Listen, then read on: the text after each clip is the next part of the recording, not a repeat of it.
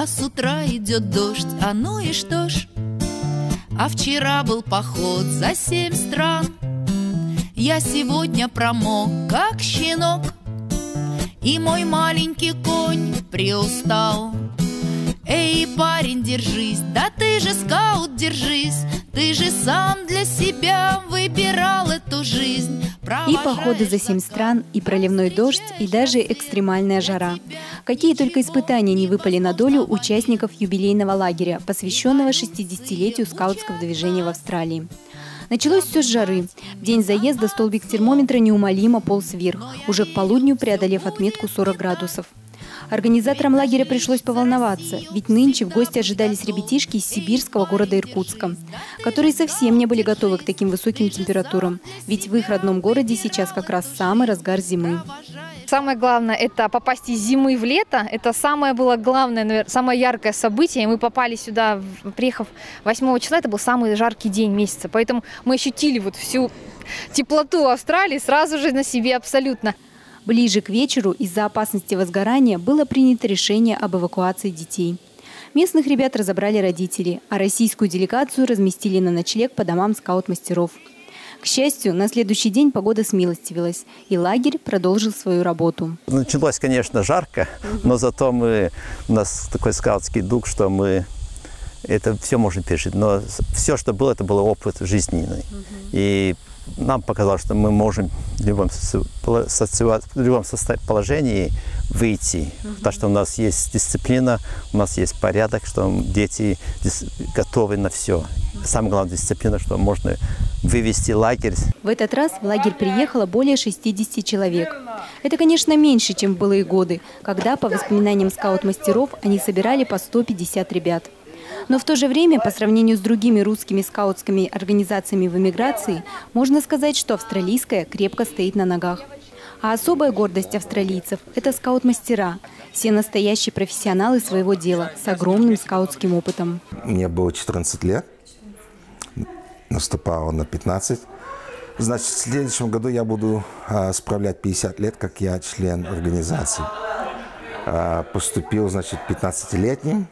Стал вожаком, потом инструктором, потом помощником скаутмастером, потом начальником дружины. И примерно 3 года тому назад меня выбрали как начальником отдела, который я в настоящее время занимаю. Мы приехали в Австралию в 1963 году, и как раз тут напротив нас жил друг с Китая еще. И он был уже в лагере, мне начал рассказывать про лагерь, как там, что они были хорошее время провели, и, в общем, масса русских детей. И вот а ему что нужно было, как он уже 2-й год лагерник, ему нужно брать звено. Чтобы быть вожаком, нужно брать звено. И он меня попросил стать звено, и, конечно, он мне говорит, ты будешь мой помощник, потому что ты мой друг. И вот с этого началось. И наше первое звено было «Ястреб», который мы гордились этим звеном, да. И так потом я продолжал по этой линии. Так что вот это мой первый лагерь в 1964 году. В 909-м было не до книжек, вот дела, ребята, и простых мальчишек, чтобы они в нелегкой жизни не пропали, всех собрали вместе, скаутами назвали. Если хочешь узнать секрет, это было 100 лет назад. Это австралийским скаутам 60.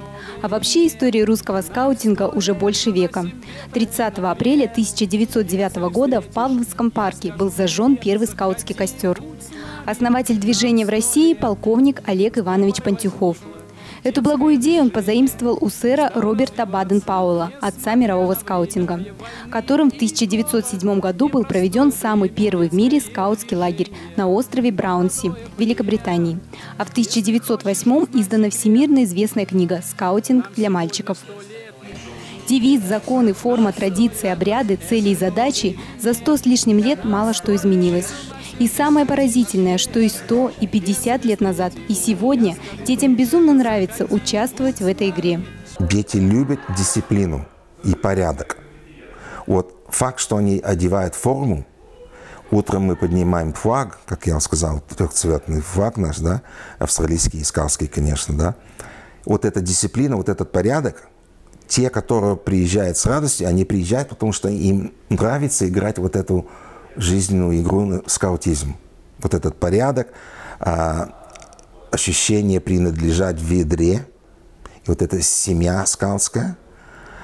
И многие не хотят уезжать. Когда первый раз поехала, думала, какой-то концлагерь, жить в палатках, вода холодная, готовить самим. А потом как-то втянулась. И первый день нас спросили, вы еще приедете?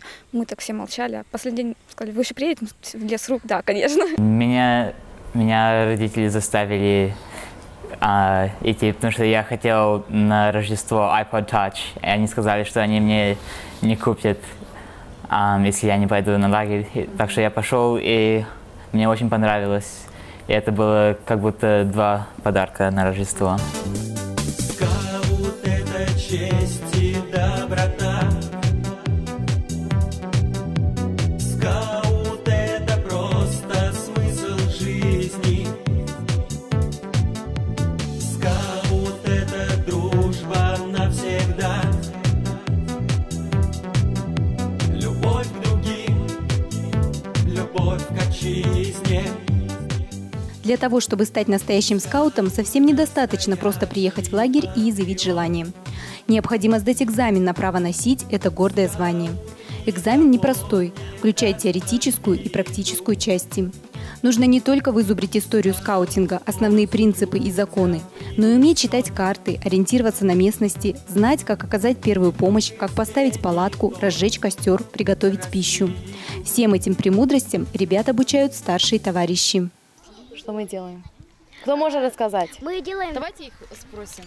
Мы делаем, там, завязываем, узлы всякие. Для чего это тебе? Интересно? Да, потому что там пригодится, например, вон там вот флаг завязать, или там еще завязать там браслет или что-нибудь с веревкой. Ты научился? Да. Ну-ка покажи. Можешь показать? Да. Это называется рифнот. Сначала ты берешь право через лево, и вот так.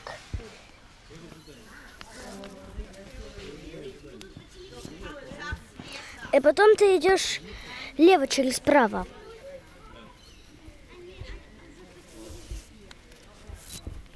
Это все. Вы Европы, противники Европы, мы в лагере живем. И вам, бамбуки мы жжем. Бамбуки, буки. Вы Европы, противники Европы, мы в лагере живем. И вам, бамбуки мы несем. Бамбуки, буки. Вам необходимо заниматься разведением кемпинга, но в то же время вы хотели высушить свою одежду. То есть какой костер необходимо и разумнее развести для того, чтобы все высушить. В день, когда наша съемочная группа стала гостями лагеря, ребята проходили серьезные испытания. Звенья путешествовали из пункта в пункт, где их ждали вожатые с очередным заданием. Оценивалось и умение работать в команде, и знания, и смекалка. На каждом конкурсе должны показать скауты свое умение. В нашем случае они должны показать умение разведения костров, знание теории, то есть какие бывают виды костров, для чего они, соответственно, используются. Парни должны будут показать, как умеют колоть дрова, какие типы топоров, допустим, они знают. Сделать носилки для больного человека в таких, как сказать, как в лесу. Не где-то в городе, чтобы вызвать скорую, а в лесу, в диких условиях. Как ощущения? Ужасно. Больно. Донесли? Да. Хорошо, что нету повреждений. А если мы у тебя 2 километра тащили? У тебя были... Вот сегодня, девочки, у вас сегодня были разные задания. Какое было самое сложное? Самое сложное было шалаш. Там надо было сделать шалаш, чтобы туда не проникла вода, и закрыть листьями, но у нас не получилось. Ну, как бы у нас получилось, на одного человека у нас ни капля не попала на нее, а одна вообще вся мокрая вышла. 5, 4, 3, 2, 1. Хорошо, дождик начинается. Совсем неплохо. Ну как вы там? Нормально? Тепло тебе, девица, тепло тебе, ясно? А чего вы? Сухо тебе, скаут. И еще чуть-чуть дождик идет. Сильный он, очень сильный. И еще чуть-чуть. Ничего себе, чуть-чуть. И все. А больше всего затруднений вызвало испытание в бассейне. Участники должны были переправить рюкзак от одного бортика до другого при помощи подручных материалов. Чего только не придумывали ребята. В ход шли старые коробки, ветки, пластиковые бутылки. Но рюкзак упорно не хотел пускаться в открытое плавание. Кстати, очки команды зарабатывали не только в ходе подобных испытаний. На протяжении всей недели вожатые внимательно следили и за творческой активностью своих подопечных, и за чистотой в палатках. Этим палаткам уже больше полвека. Они достались еще со времен Второй мировой войны. Скауты говорят, что ни за что не променяют их на современные. Они прекрасно защищают и от жары, и от холода.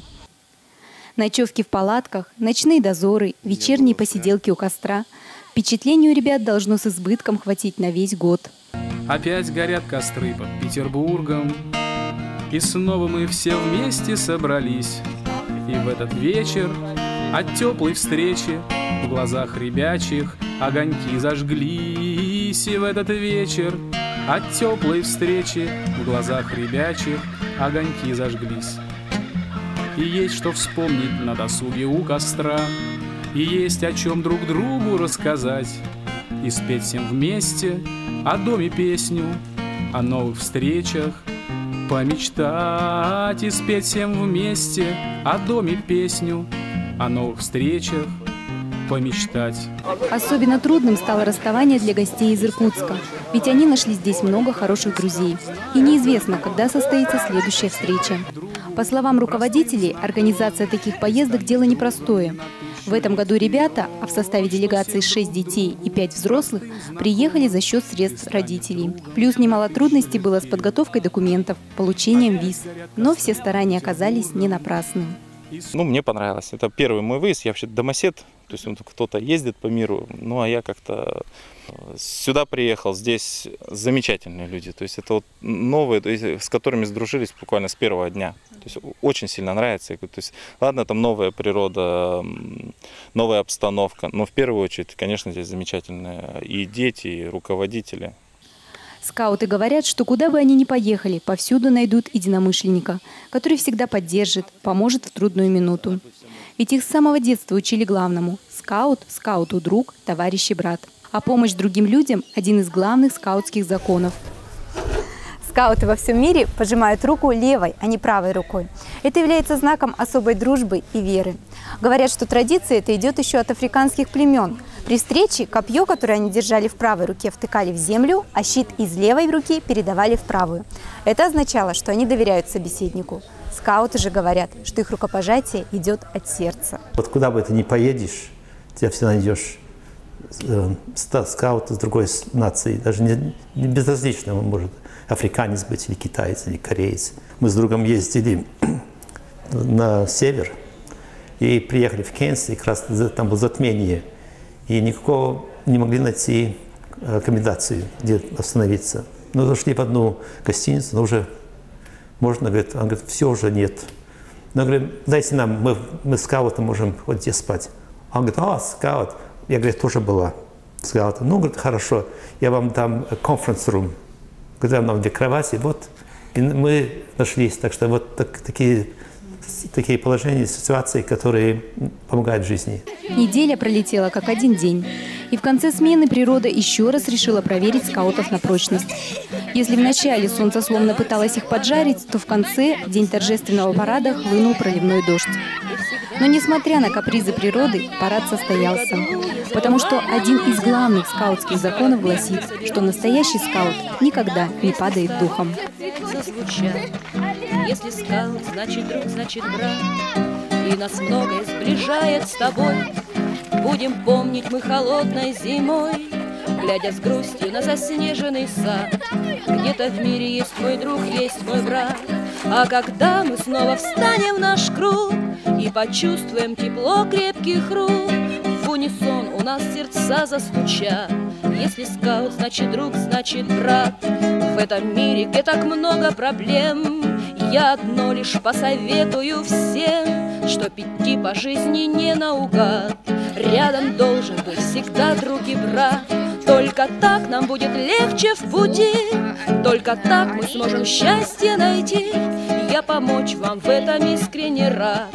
Если скаут, значит друг, значит брат. И поэтому я знаю одно: мне по-крупному, друзья, повезло. У нас по всей земле почти миллиард, и при этом каждый друг, каждый брат. И без лишних рассуждений слов я ко всем прийти на помощь готов. Не пустым похвальством строки звучат. Если скаут, значит друг, значит брат. И без лишних рассуждений слов я ко всем прийти на помощь готов. Не пустым похвальством строки звучат. Если скаут, значит друг, значит брат.